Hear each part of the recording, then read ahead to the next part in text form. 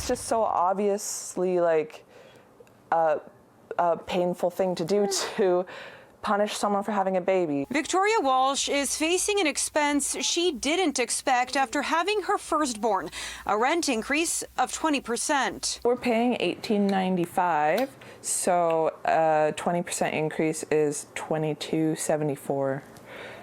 So almost $400 increase.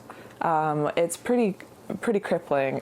The Vancouver woman says her landlord recently notified her and her partner that the rent for their one-bedroom would be going up because of their baby, Persephone.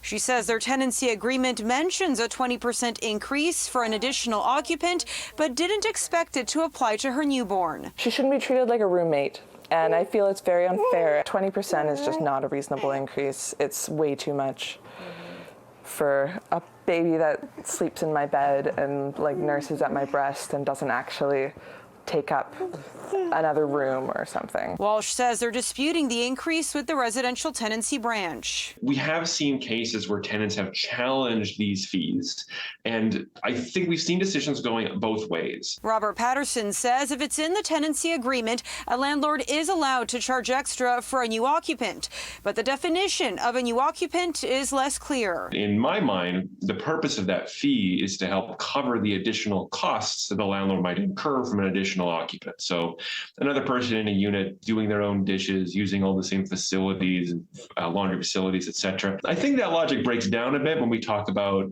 infants and newborns. BC's housing minister suggested on Wednesday that the province is looking at making changes, but didn't elaborate. Certainly we're hoping in this situation that the landlord understands that it's a child and it's not another person moving in, and they can find some sort of accommodation.